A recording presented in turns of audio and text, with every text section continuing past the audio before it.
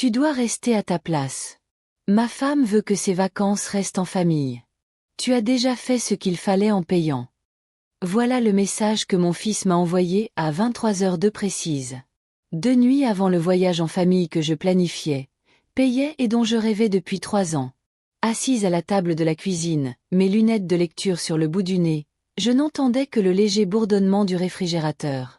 Je venais de ranger les derniers flacons de crème solaire format voyage dans les sachets que j'avais étiquetés à la main, un pour chaque petit enfant.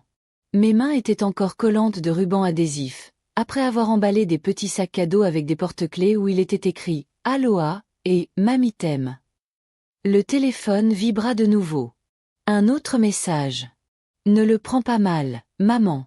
Ce n'est rien de personnel. C'est juste plus simple comme ça. Je ne répondis pas. Je fixai l'écran lumineux jusqu'à ce qu'il s'éteigne. Puis je le posai face contre table. Il n'a pas appelé. Il n'a pas dit merci. Il n'a même pas essayé de mentir avec gentillesse. Juste un remaniement froid et silencieux de la famille. La femme qu'il avait élevée était devenue, selon ses propres termes, ne faisant plus partie de sa famille. Je savais que les choses changeaient. Ce n'était pas seulement la façon dont Monica, ma belle-fille, me reprenait devant les enfants, ni la façon dont elle levait les yeux au ciel quand je racontais nos voyages de noces à Hawaï. Ce n'était même pas le fait qu'elle ait commencé à organiser les fêtes chez sa mère sans le mentionner jusqu'à la veille. Non. Ce qui m'a tout révélé, c'est la façon dont elle me regardait sans me voir. Pas à travers moi, mais sans me voir. Comme une serveuse qui a déjà apporté l'addition. Pourtant, je n'aurais jamais cru qu'Éric accepterait cela. Il m'avait écrit des cartes pour la fête des mères qui m'avaient fait pleurer. Il m'apportait des tulipes roses chaque année en mars, même après son déménagement. Quand il était petit, il disait à ses maîtresses que j'étais sa meilleure amie. J'ai gardé le dessin qu'il avait fait en CE1, celui où j'avais une cape et où il était écrit « Ma maman sauve la situation ». Apparemment, je n'avais plus ma place dans cette histoire. J'ai regardé le petit sac que j'avais préparé. Il contenait 2 robes d'été que je n'avais pas portées depuis des années, une photo de mon défunt mari que je comptais poser sur la table lors de notre dîner à la plage, et une petite boîte d'allumettes pour la bougie que je voulais que nous allumions tous en sa mémoire. C'était une bougie à la lavande, son parfum préféré. Je nous imaginais pieds nus sur le sable, tandis que le soleil se couchait dans l'océan. J'imaginais mon petit-fils me tenant la main et me demandant « Papy aimait aussi la plage ?» Et je lui aurais répondu « Il l'aimait tellement qu'il m'y a emmené avant même qu'on puisse se le permettre. Il l'aimait encore plus parce qu'il la partageait avec moi. » Mais cela n'arriverait plus. Parce que je n'étais pas invitée. J'avais payé la villa en bord de mer. J'avais réservé les vols. J'avais organisé les transferts aéroports, les billets pour le Luo, les cours de plongée, les paniers petit déjeuner. J'avais passé des heures au téléphone avec une agence de voyage pour m'assurer que les lits seraient assez confortables pour les enfants, les allées assez plates pour le genou fragile de la mère de Monica. Et maintenant, j'étais une ligne rayée de la liste. Le distributeur automatique qui avait viré l'argent et disparu discrètement. Je suis restée assise dans la cuisine un long moment. L'horloge approchait minuit. La maison était plongée dans l'obscurité, mais je n'ai pas allumé la lumière. J'ai laissé la faible lueur des ampoules sous les placards projeter de longues ombres sur le plan de travail que j'avais frotté plus tôt dans la soirée. Un instant, j'ai ressenti de la honte. Pas de colère. Pas même de tristesse. Juste de la honte. Cette honte sourde et lancinante qui vous fait vous sentir idiote d'avoir espéré. J'ai pensé à l'appeler. J'ai même décroché le téléphone. Mais que dirais-je? Ça fait mal. Il le savait. Tu as changé. Bien sûr qu'il l'avait fait. S'il te plaît, laisse-moi venir. Je ne pouvais pas supplier. Pas après tout ce que j'avais donné. J'ai reposé le téléphone. Au lieu de cela, je me suis levée, j'ai marché lentement jusqu'à mon bureau dans le salon et j'ai allumé mon vieux portable. L'écran s'est allumé lentement, mais de façon familière. J'ai ouvert le dossier intitulé « Fonds voyage Hawaï ». Et là, il était là. La somme que j'avais accumulée depuis le jour de ma retraite, 21 763 $ et 84 cents. Tout avait commencé avec des billets de 10 $ glissés dans des enveloppes. Puis j'avais commencé à vendre de vieux meubles. Puis à donner des cours d'anglais en ligne le soir. Chaque dollar avait été consacré à ce voyage. J'avais ouvert un compte pour ce voyage. J'y avais lié les paiements de la villa, des billets d'avion, des services. J'avais aussi configuré toutes mes cartes pour qu'elles débitent d'une seule source principale, la mienne. Parce que j'avais confiance en elle. Parce que je pensais que la confiance était quelque chose que je méritais. Le curseur clignota. Je survolai le bouton « Bloquer le compte ». Un simple clic suspendrait tous les paiements. Un coup de fil à l'agence de voyage arrêterait tout. Je ne cliquais pas. Pas encore. Au lieu de cela, j'ouvris un document vierge et commençai à écrire autre chose. Pas une réponse à Eric. Pas une supplique. Une liste. Une nouvelle liste de noms. Des femmes de l'église qui n'avaient pas quitté l'État depuis 20 ans. Mon amie Janet, dont le fils ne lui avait plus parlé depuis qu'elle avait un cancer. Ruth, qui avait enterré son mari l'automne dernier et qui apportait encore sa photo à l'étude biblique. Patricia, qui avait aidé à élever ses petits-enfants mais qui n'avait pas été invitée à leur remise de diplôme. Hélène, qui m'avait dit le mois dernier que personne ne l'avait jamais prise en photo à la plage. J'enregistrai le fichier. Puis je retournai sur la page de la banque. Je cliquai sur « Bloquer ». Une petite fenêtre apparut. Êtes-vous sûr de vouloir suspendre toutes les transactions liées? Je cliquai sur « Oui ». Un autre message. Toutes les cartes liées seront désactivées immédiatement. OUI.je me suis alors adossé. J'ai fermé l'ordinateur portable et j'ai pris une grande inspiration. J'ai pris le sac cadeau que j'avais préparé pour mon plus jeune petit-fils. J'ai sorti le porte-clés et les posé sur la table. Puis j'ai déballé les autres cadeaux un à un. Et pour la première fois en 3 ans, je me suis autorisée à imaginer un autre genre de voyage. Un voyage où je ne serais pas indésirable. Ni un fardeau. Ni une simple note de bas de page. Mais une hôtesse. Et j'ai souri. Non pas par vengeance, mais par un sentiment plus fort, la lucidité. Tout a commencé avec un bocal. Un vieux bocal en verre que je gardais derrière la farine dans le placard de la cuisine. Je l'appelais « le bocal à rêve », même si personne d'autre que moi ne le savait. Chaque fois que je renonçais à acheter quelque chose de petit, une bouteille de vitamines, une location de film, une nouvelle paire de chaussons, je prenais cet argent en espèces et le glissais dans le bocal. Ce n'était pas grand-chose au début. 5 € par-ci, 10 par-là. Mais avec le temps, il a grossi discrètement, comme l'espoir a tendance à le faire. J'ai économisé pendant 3 ans. J'ai résilié mon abonnement au câble. J'ai arrêté d'acheter mon thé préféré. J'ai donné des cours particuliers en ligne pour gagner un peu plus d'argent, même si j'avais mal aux articulations et les yeux qui piquaient. Je baissais le chauffage la nuit et je portais 2 paires de chaussettes. J'ai décliné les invitations à déjeuner, prétextant avoir un budget serré. Ils ignoraient que je mettais chaque centime dans cette tirelire. Pourquoi faire? Pour un souvenir. Pour un dernier beau moment en famille. Hawaï n'était pas qu'une destination. C'était un symbole. Robert et moi y étions allés pour notre lune de miel. Nous avions à peine 24 ans, à peine mariés, et nous étions fauchés. Nous partagions une seule valise et des sandwichs à midi. Il a attrapé un si gros coup de soleil le 2e jour qu'il a porté un drap comme une cape pendant le reste de la semaine. Nous avons ri comme jamais auparavant. Après sa mort, je me suis fait une promesse en silence. J'y emmènerai la famille.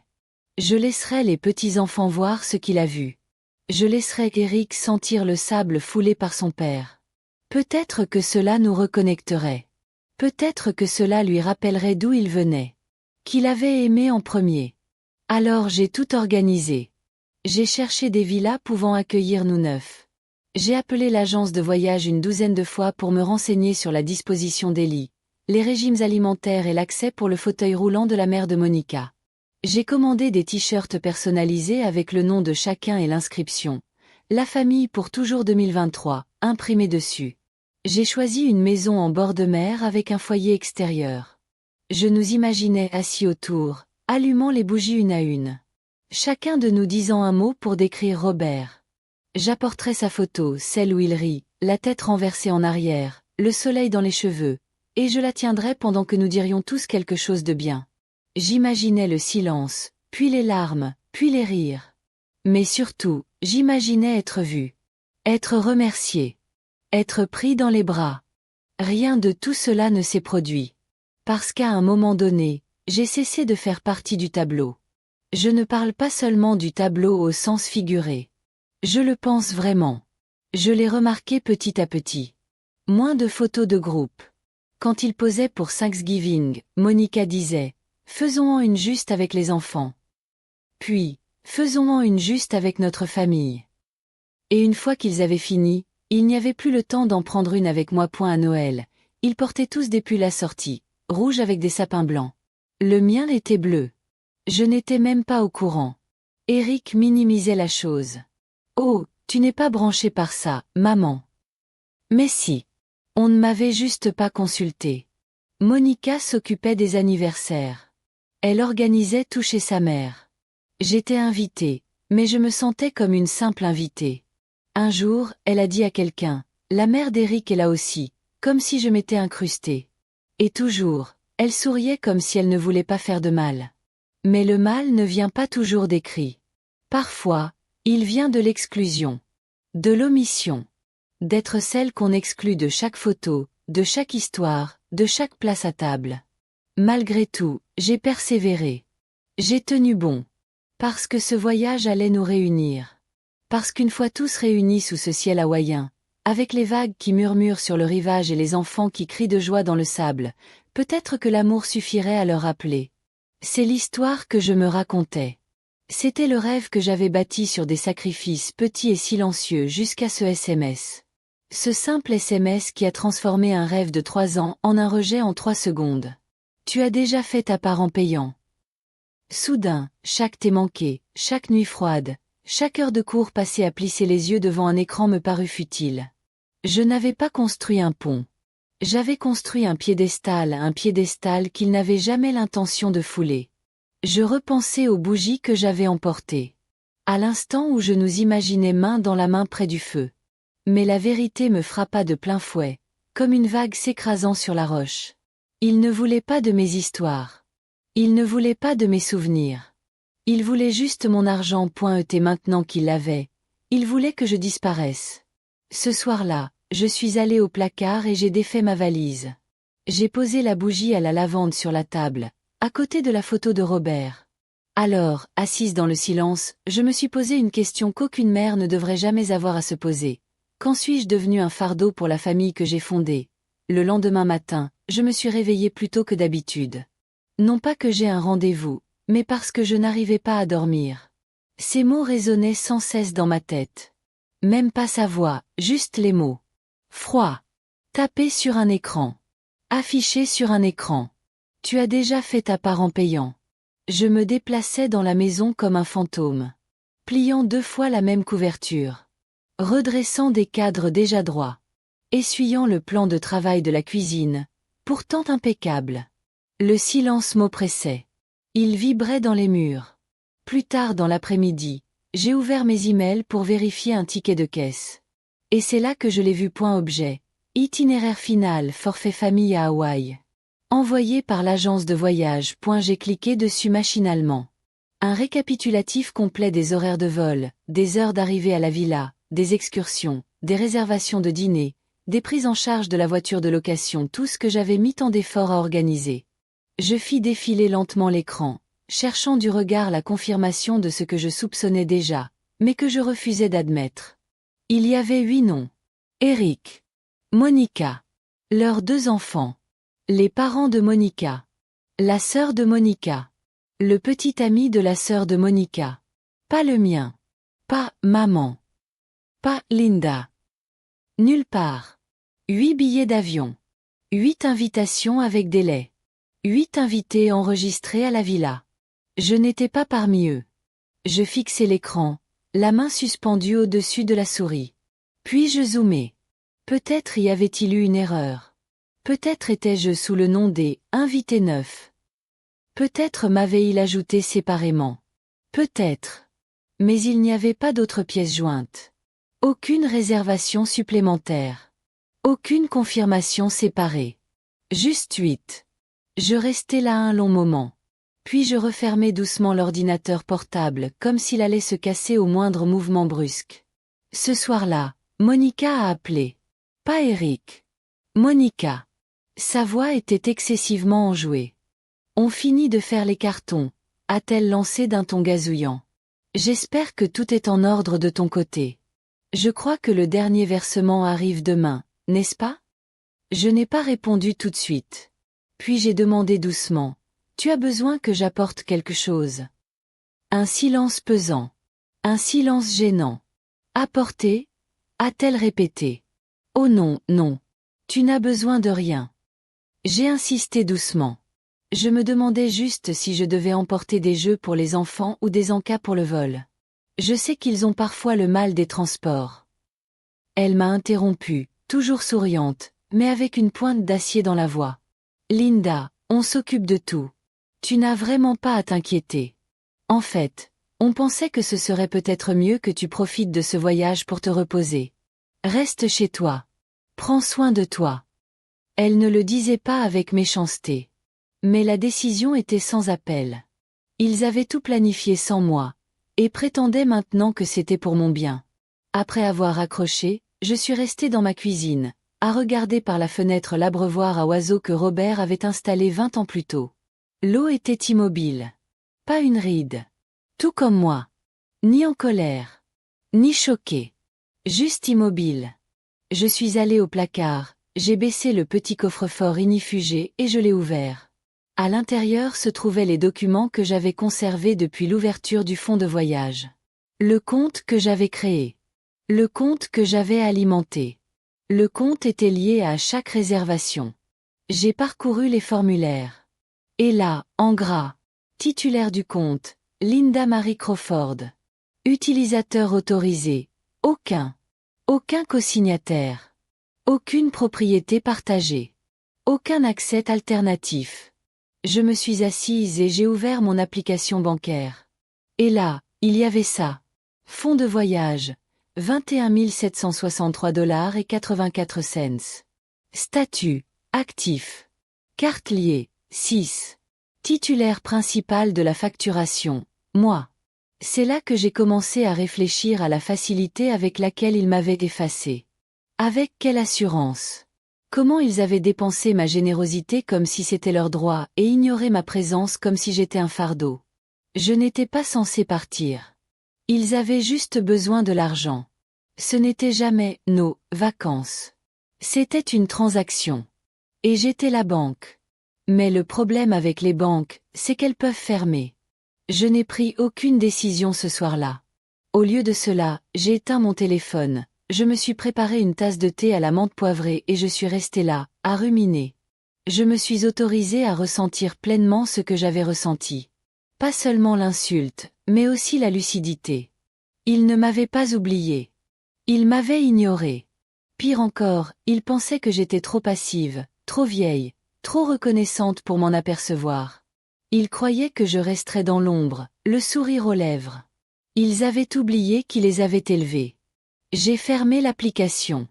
Et pour la première fois depuis des mois, j'ai dormi toute la nuit. Je n'ai pas crié. Je n'ai pas pleuré. Je n'ai appelé personne pour annoncer ma découverte. Pas d'appel dramatique. Pas d'accusations explosives. J'ai simplement préparé du thé. Assise dans le fauteuil que Robert appelait le poste d'observation, j'ai regardé par la fenêtre tandis que mon ordinateur portable s'allumait à côté de moi. La maison était silencieuse. Pas de télévision. Pas de radio. Juste le vent qui frappait à la vitre et le bourdonnement occasionnel du réfrigérateur. Et dans ce silence, quelque chose s'est apaisé en moi. Non pas un calme profond, mais une immobilité totale. Je n'étais plus confuse. Je n'attendais plus d'excuses. Je planifiais mon voyage. J'ai ouvert l'application bancaire et j'ai accédé à la section « Fonds de voyage ». Mon nom figurait toujours en haut, titulaire du compte. J'ai vérifié les cartes liées, 6 au total. Une pour le complexe hôtelier, une pour la société de location de voitures, une pour la compagnie aérienne et 3 pour les dépenses diverses, repas, excursions, loisirs. Tout était configuré pour prélever automatiquement sur la même source, mon fonds. J'ai cliqué sur l'onglet « Paramètres ».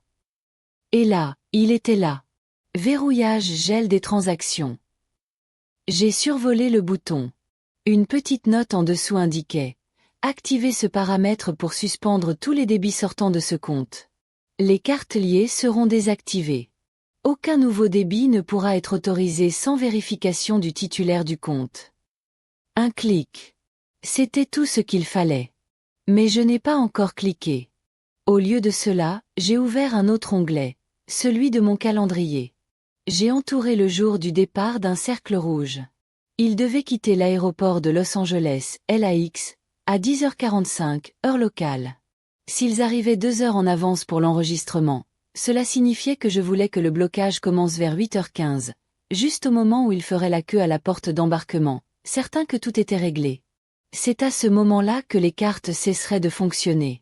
Mais seulement si je leur demandais de ne pas le faire. Seulement si je gardais le silence suffisamment longtemps. Pourtant, je n'appuyais pas sur le bouton. Pas encore point parce qu'une fois qu'on décide d'arrêter de jouer le rôle qu'on nous assigne, la bonne mère, la grand-mère généreuse, le soutien souriant qui ne demande jamais rien en retour, impossible de remettre ce masque. Et je voulais en être sûre. Alors je leur ai donné une dernière chance. Une seule. J'ai envoyé un message à Eric. Simple. Doux. Dis-moi si tu as besoin d'aide pour les sacs des enfants ou pour les goûter avant le voyage. Je peux apporter des bracelets anti-nausées pour Olivia. Pas de réponse. 1 heure passa. 2. Je voyais que le message avait été lu. Toujours rien. Pas de « merci ». Pas d'accusé de réception. Pas de « on t'apprécie ». Juste le néant. C'est là que j'ai compris qu'il n'y avait pas de malentendu. Ce n'était pas une question de communication, d'oubli ou des préférences de Monica. C'était une question de droit acquis. De la cruauté silencieuse de ceux qui pensent que l'amour est à sens unique. J'étais le coffre-fort. Et ils encaissaient. Mais plus maintenant. Je suis retourné sur l'application bancaire. Mon doigt a hésité un instant. Puis, sans réfléchir, j'ai cliqué. L'icône est devenue bleue. Le message s'est mis à jour. Mode gel activé. Toutes les transactions sont suspendues. Autorisation manuelle requise pour les reprendre.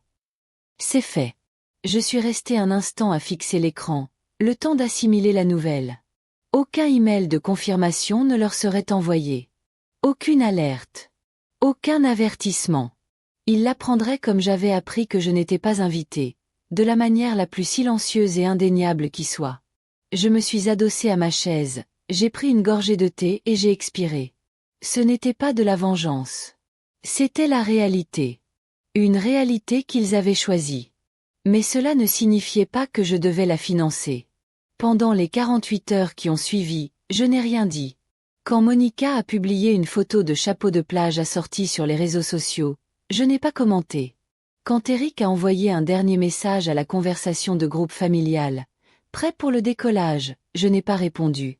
Et quand ma plus jeune petite fille m'a envoyé un message vocal disant « Mamie, on va voir des tortues de mer », je l'ai enregistré, serré contre mon cœur, et j'ai dit à voix haute « Je suis désolée, ma chérie, mais il fallait bien que quelqu'un apprenne à tes parents la valeur de la présence. » Puis je suis retournée à mon ordinateur portable et j'ai ouvert une nouvelle feuille de calcul. Cette fois, ce n'était pas pour eux. C'était pour moi. J'ai dressé une liste intitulée « Celles qui méritent d'être vues ». En haut, j'ai écrit Janet, Hélène, Ruth, Patricia, Diane, Rebecca. Chacune d'entre elles, une femme comme moi. Oubliée, sous-estimée, surexploitée. Et sous chaque nom, j'ai commencé à imaginer à quoi pourraient ressembler des vacances. Non pas pour une récompense, mais pour se ressourcer. Non pas par pitié, mais par conviction. Car si c'était moi qui tenais le chéquier, je déciderais qui méritait ce voyage. Cette nuit-là, j'ai dormi la fenêtre ouverte. Le vent murmurait comme un secret enfin révélé. Leurs valises étaient bouclées. Leurs cartes d'embarquement imprimées. Ils pensaient que le vol était la seule chose qui manquait. Mais un vol repose sur bien plus que du carburant. Il repose sur la confiance. Et ils n'avaient plus aucune confiance en moi. Ils partirent pour l'aéroport avec des valises assorties, des chapeaux de paille et ce sourire satisfait, cette douce satisfaction qu'on arbore quand tout s'est déroulé comme prévu. Monica publia une photo sur Instagram, prise à l'arrière de l'Uber. Les enfants souriaient. Eric faisait le signe de la paix. Sa légende. Direction le paradis. En famille seulement. Ces derniers mots étaient cinglants. Je l'ai vu assis à ma table de cuisine, sirotant un café dans une vieille tasse ébréchée que je possédais depuis avant la naissance d'Eric. La même tasse avec laquelle il m'avait préparé le petit déjeuner au lit quand il avait 9 ans. Je n'aimais pas ce que je ressentais, mais je n'ai pas détourné le regard. J'ai suivi leur histoire image par image. À l'aéroport. À l'enregistrement. À la porte d'embarquement. Les bagages empilés. Les enfants qui sautaient de joie. La mère de Monica posait à côté du panneau de la compagnie aérienne comme s'il s'agissait d'un tapis rouge. 8 sourires. Pas de place pour moi. Puis le message est arrivé. Eric. Salut. J'ai un problème bizarre à l'enregistrement. Tu peux vérifier le compte voyage 2 secondes. Je n'ai pas répondu. 5 minutes ont passé. Puis une autre. Eric. Ils disent que la carte a été refusée plusieurs fois. Tu vois quelque chose de ton côté? Je n'ai toujours rien dit. Puis les appels ont commencé. D'abord, un toutes les 10 minutes. Puis toutes les 5. Puis sans interruption. Des messages vocaux ont suivi. Maman, c'est moi. Appelle-moi vite fait, s'il te plaît. D'accord, je ne sais pas ce qui se passe, mais on n'arrive pas à confirmer la location. Le message indique que les fonds sont indisponibles. Tu peux regarder? Maman, s'il te plaît. Les enfants paniquent. Dis-moi juste s'il y a eu un problème avec le compte. Je gardais le téléphone face cachée. Il était 8h27. Le vol était prévu à 10h45. Je les imaginais debout au comptoir, scannant et rescannant ces cartes en plastique. Monica devenant de plus en plus affolée à chaque bip de refus. Ses parents posant des questions à voix basse et sèche. Eric en sueur, essayant de faire comme s'il gardait son calme. Puis un message vocal, sur un ton différent, un murmure bas et urgent. Maman, je ne sais pas ce que tu as fait, mais si c'est à cause du SMS, on peut parler. Aucune excuse. Aucun aveu. Une simple proposition de discussion, maintenant que leur plan était tombé à l'eau. Et pourtant, je n'ai rien dit. Le complexe hôtelier a ensuite appelé, non pas sur mon portable, mais par courriel. Objet. Demande d'annulation de réservation confirmée. Chère mademoiselle Crawford, nous avons traité votre demande d'annulation de réservation de villa. En raison du blocage du compte, les frais associés ont été annulés. Conformément à votre autorisation en tant que seul titulaire du compte, aucune autre action n'est requise. Nous espérons vous accueillir à nouveau prochainement. Je l'ai lu une fois, puis 2. Et finalement, j'ai poussé un petit soupir de soulagement amer. Ils ne seraient pas les bienvenus. Ni là-bas. Ni maintenant. Peut-être jamais. À 10h40, Eric a de nouveau envoyé un SMS. On embarque. Appelle-moi, s'il te plaît. Mais je ne l'ai pas fait. Ils sont partis sans destination. Car l'argent n'est une garantie que s'il est accompagné de confiance. Et ils avaient trahi la leur. À midi, j'avais plus de 50 appels manqués. D'Eric. De Monica. Même de sa mère. Je n'ai plus écouté les messages vocaux.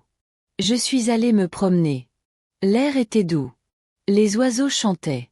Une voisine m'a fait signe et m'a demandé si je partais en vacances de printemps. J'ai souri et j'ai répondu, pas encore. Mais bientôt. À mon retour, le téléphone avait enfin cessé de sonner. À la place, il y avait un nouveau message.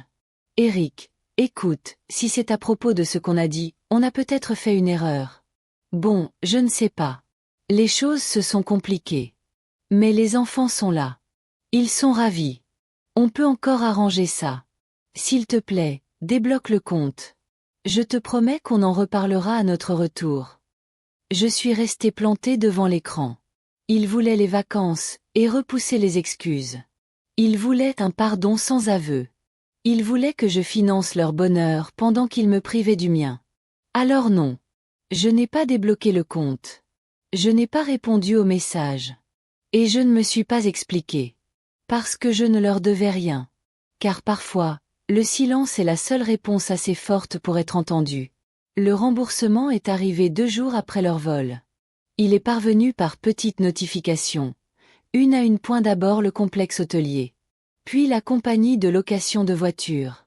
Les taxes et frais de la compagnie aérienne. Les excursions organisées. L'acompte du chef privé.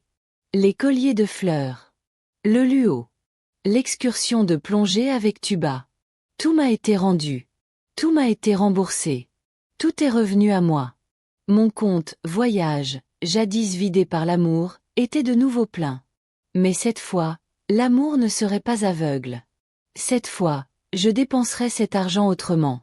Non pas pour les apparences. Non pas pour ceux qui me voyaient comme un portefeuille usé. Cette fois, je le dépenserai pour celles qui savaient ce que valait un souvenir, car elles aussi avaient consacré leur vie à donner sans être vues. J'ai ouvert mon carnet, celui-là même où j'avais noté les chansons préférées de Robert, ses vieilles recettes de pêche et les noms de tous mes petits-enfants. J'ai tourné une page blanche et j'ai écrit 3 mots en haut. Les femmes oubliées. En dessous, j'ai commencé à énumérer des noms. Janet, de l'église, une veuve dont les enfants n'étaient pas venus nous voir depuis 5 Noëls. Patricia, qui portait encore son alliance même si son mari l'avait quittée il y a 30 ans. Hélène, qui s'occupait de son frère atteint de démence et dormait sur un lit de camp à côté de son lit d'hôpital. Diane, qui m'avait dit un jour, « Le pire avec l'âge, ce n'est pas la douleur, c'est l'invisibilité. » Claire, mon ancienne voisine, une bibliothécaire retraitée qui n'avait jamais vu l'océan. Et Rebecca, qui m'avait un jour conduite à la clinique après une entorse à la cheville et qui ne m'avait jamais laissé la rembourser. J'ai passé 6 coups de fil. Chaque conversation était identique. Des « bonjours » hésitants, suivis d'un silence stupéfait, puis d'incrédulité. « Tu veux m'emmener où ?»« À Hawaï, ma chérie. Pendant 1 semaine. Sans condition. »« Mais pourquoi moi ?»« Parce que quelqu'un devrait. Parce que tu comptes. » Cette fois, j'ai fait les réservations à mon nom. Une villa. 6 femmes. 7 jours. Sans étiquette. Sans hashtag. Sans mention, famille uniquement. J'ai appelé l'agence de voyage et je lui ai donné différents noms. J'avais demandé des lits séparés et une grande table assez grande pour que nous puissions tous nous asseoir ensemble chaque soir. Puis je suis allée à la boîte sous mon lit. À l'intérieur se trouvait la photo de Robert que j'avais prévu de placer en bout de table. Son sourire toujours aussi vif. Toujours aussi malicieux. Toujours le mien. J'ai fait agrandir la photo et l'encadrer non pas en or, mais en noyer clair. Ce genre de bois qui se patine et s'embellit avec le temps. Je l'ai emballé dans du papier bulle et l'ai soigneusement glissé dans ma valise. Quand nous sommes arrivés à la villa, un endroit perché au-dessus de l'océan, où les palmiers se balançaient comme des danseurs langoureux et où l'air marin caressait la peau sans même qu'on s'en rende compte, j'ai franchi la porte d'entrée et posé la photo sur la table à manger. Personne n'a rien dit.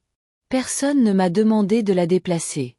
Ce soir-là, nous étions assis ensemble sous les guirlandes lumineuses. Le bruit des vagues chuchotait à travers les portes ouvertes. Janet portait une écharpe colorée et n'arrêtait pas de remplir les verres de vin de chacun. Hélène porta un toast, à enfin être dans un endroit où je n'aurais pas à faire le ménage après moi. Patricia pleura en contemplant la vue depuis sa fenêtre. Nous n'avons pas parlé de ceux qui nous avaient oubliés. Nous avons parlé de ceux dont nous nous souvenions. Nous n'avons pas comparé nos cicatrices. Nous nous sommes montrés mutuellement la force qui se cachait derrière elles. Et Robert, mon Robert, observait tout cela depuis le centre de la table. Son sourire ne s'est jamais effacé. Chaque soir, nous allumions une bougie près de sa photo. Chaque femme disait une chose qu'elle aurait aimé entendre à 30 ans. Je te vois. Tu as le droit de te reposer. Tu n'as pas à mériter l'amour. Ton histoire compte. Tu n'es pas un fardeau. Tu n'es jamais invisible. Le dernier soir, nous avons longé la rive en silence. Les étoiles étaient si proches qu'on aurait pu en attraper une. L'eau nous enveloppait les chevilles. La lune argentait chaque ride, chaque courbe, chaque cicatrice. J'ai regardé les femmes autour de moi. Des femmes qui avaient donné sans rien demander en retour. Qui avaient aimé sans limite. Qui avaient enduré sans applaudissements. Et j'ai compris quelque chose. Je ne les avais pas seulement emmenées en vacances. Je les avais ramenées chez elles les unes aux autres, à elles-mêmes, et à ce rappel que les souvenirs, partagés avec les bonnes personnes, deviennent plus qu'un simple éclair dans le temps. Ils deviennent un héritage. Le courriel est arrivé 3 jours après leur retour. Je revenais tout juste d'une promenade matinale, le murmure de l'océan encore à mes oreilles. Ma valise était à moitié défaite, un ananas à moitié mangé était emballé dans le réfrigérateur et le parfum du frangipanier imprégnait encore mes vêtements. Je me suis assise à mon bureau, j'ai ouvert ma boîte de réception, et là, il était là. Objet, juste une petite mise au point, de la part d'Eric. Je l'ai longuement contemplé avant de cliquer. Salut maman. On est rentré. C'était, comment dire, pas tout à fait comme prévu. Évidemment, beaucoup de choses ont mal tourné, et je suppose que c'est en partie de notre faute. Je ne dis pas que tout était parfait. On aurait peut-être pu mieux communiquer. Monica te salue, au fait. Elle était vraiment stressée et ne voulait pas t'exclure comme ça. Je pense qu'elle voulait juste que le voyage se déroule d'une certaine façon. Tu sais à quel point elle est attachée à l'organisation. Bref, j'ai réfléchi. On n'a peut-être pas été juste. On a peut-être fait des erreurs. Mais on est rentré et on essaie de faire le point. Franchement, les enfants sont un peu perdus et on essaie de les protéger des drames. Cela dit, on a des difficultés financières. On a dû refaire plein de choses à crédit et ça commence à faire beaucoup de dégâts. Alors je voulais te demander, si tu peux, pourrais-tu envisager de nous rembourser la compte qu'on a versée pour le voyage? Ou même une partie. Je sais que tu es probablement vexé, mais on est toujours de la famille. Prévenez-moi. Eric. Je l'ai relu une fois, puis une deuxième, puis une troisième. À chaque fois, mon regard revenait à une phrase. Si vous le pouvez, pourriez-vous envisager de me rembourser la compte initiale? Je me suis adossée à ma chaise, laissant le silence s'installer, lourd et pesant. Ils voulaient récupérer leur argent. Pas de simples excuses. Pas d'apaisement. Pas de réconciliation. Ils voulaient un remboursement. J'ai réfléchi au mot « à compte », comme s'ils avaient investi quelque chose. Comme s'ils avaient contribué à une vision collective. Mais ils n'avaient rien déposé d'autre qu'une supposition. La supposition que je paierais. Que je garderais le silence. Que je serais reconnaissant d'être inclus, même en marge. J'ai cliqué sur le dossier « Éléments envoyés » et j'ai trouvé la transaction initiale. Chaque paiement était à mon nom. De mon compte. De mon sacrifice. Il n'y avait pas eu de fonds communs. Pas de contribution co-signée. Juste moi. Ils me demandaient de leur donner mon argent pour couvrir le coût de leur choix. Ça aurait presque été drôle si ce n'était pas si familier. Parce que c'est ce que font les mères, non? Payer l'addition. Avaler l'insulte. Retenir la douleur. Et transmettre leur bénédiction. Être effacé de la photo, mais acheter quand même le cadre. J'ai fermé les yeux et imaginé la table à manger à Hawaï. 6 femmes riant. Des verres qui trinquent.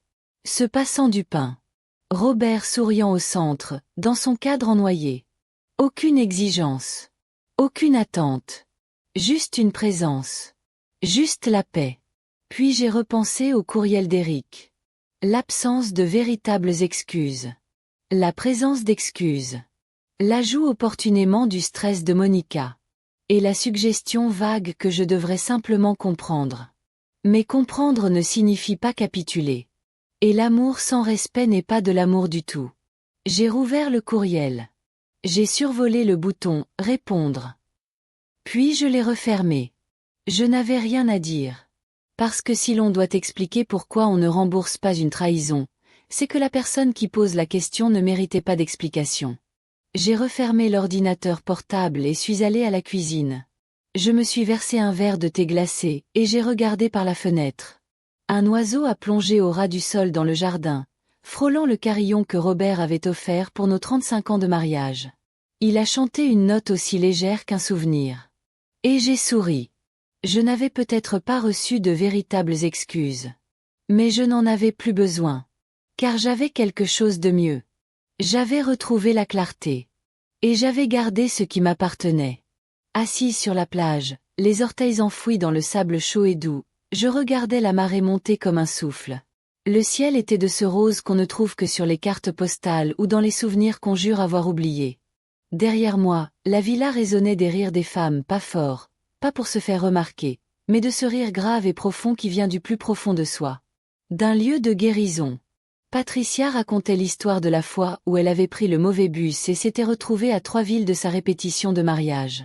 Janet essayait d'apprendre à Hélène à danser le hula, une fleur glissée derrière l'oreille. Rebecca fredonnait une vieille berceuse. Et Diane, la douce Diane, s'écrivait une carte postale, adressée à la maison où, disait-elle, personne ne lui avait écrit depuis plus de 10 ans. Je les observais et je pensais, voilà à quoi ressemble une famille quand personne n'essaie d'impressionner l'autre. Juste la présence. Juste la joie. Juste le droit d'être. Il m'avait fallu du temps pour comprendre que l'amour ne se mesure pas à l'intensité. Il se mesure à la constance. À la présence. À l'écoute. Au choix de quelqu'un même quand cette personne n'est plus pratique. Ce soir-là, après le dîner, nous nous sommes retrouvés sur la terrasse. J'ai sorti la bougie à la lavande, la dernière. J'en avais apporté 7 étaient déjà allumées. Chacune par une femme différente. Chacune portait un souvenir, un nom, un adieu qu'elle n'avait jamais pu prononcer à voix haute.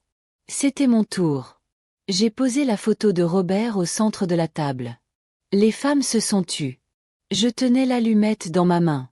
Ça, dis-je doucement, c'était censé être pour eux tous. Pour ma famille. Mais je crois que c'était peut-être destiné à ça depuis le début. J'ai frotté l'allumette. La flamme a jailli, puis s'est stabilisée. J'ai allumé la bougie et j'ai regardé la cire fondre lentement, immuablement, comme le temps lui-même. L'une des femmes, Hélène, a tendu la main et m'a touché la mienne. Je ne pensais pas ressentir ça à nouveau, a-t-elle murmuré. La paix. La gratitude. Le sentiment d'avoir compté. Elle m'a regardé, les larmes aux yeux. Et je ne pensais pas que ça viendrait de quelqu'un comme toi. Quelqu'un comme moi? Ai-je demandé en souriant. Quelqu'un qui sait, a-t-elle dit, ce que c'est que de tout donner et de se retrouver malgré tout dehors. Je n'ai pas répondu. J'ai simplement serré sa main un peu plus fort. Après que la bougie eut brûlé un moment, je me suis levée et je suis descendue jusqu'au bord de la plage. Les femmes me suivaient lentement, pieds nus, chacune portant un coquillage, un ruban ou un nom écrit à la main, glissé dans sa poche. Nous avons formé un cercle sur le sable. Pas de cérémonie. Pas de discours préparé. Juste le silence. Et puis je l'ai dit. Pas à eux. Pas même à Robert. Mais à la partie de moi qui avait le plus besoin de l'entendre. Je ne suis plus triste. Parce que je ne l'étais pas. Je n'étais pas en colère non plus. Je n'attendais pas qu'Éric appelle. Je n'espérais pas que Monica réalise ce qu'elle avait fait. Je n'attendais pas de retrouvailles émouvantes où chacun comprendrait enfin le poids que j'avais porté. J'avais cessé de le porter. Et pour la première fois depuis des décennies, je me suis sentie légère. J'ai repensé à ce courriel. Cette tentative pathétique et calculée de transformer des excuses en négociations. J'ai repensé aux années passées à essayer d'être à la hauteur pour des gens qui ne me voyaient que lorsqu'ils avaient besoin de quelque chose. Et j'ai souri. Pas le genre de sourire qu'on arbore lors des réunions de famille où l'on vous tend une assiette en carton et où l'on vous dit de vous asseoir à la table des enfants parce qu'il n'y a plus de place. Non, c'était le genre de sourire qui apparaît quand on réalise qu'on n'a jamais été le problème. Tu donnais simplement le meilleur de toi-même à des gens qui avaient déjà décidé que ce n'était pas suffisant. C'est alors que les mots sont venus. Silencieux comme le vent. La gentillesse engendre le sentiment d'avoir droit à tout. Alors j'ai effacé cette gentillesse. Et maintenant, je ne dois plus rien à personne. Non pas par amertume. Parce que j'étais enfin libre. Libre des attentes qui n'avaient fait que m'épuiser. Libre du poids d'une fausse appartenance. Libre de cette performance maternelle qui exigeait des sacrifices constants sans jamais qu'on me le demande. Et toi?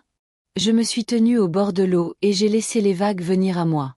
Elles s'enroulaient autour de mes chevilles et tiraient sur le sable comme pour me dire « Laisse tomber ». Alors je l'ai fait. J'ai renoncé au rêve d'une famille qui m'accueillerait.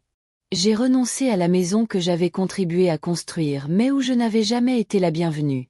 J'ai renoncé à cette quête silencieuse et incessante d'approbation que j'avais déjà méritée 1000 fois. Et il ne restait plus que ceci, une poignée de femmes. Une villa qui brillait derrière nous.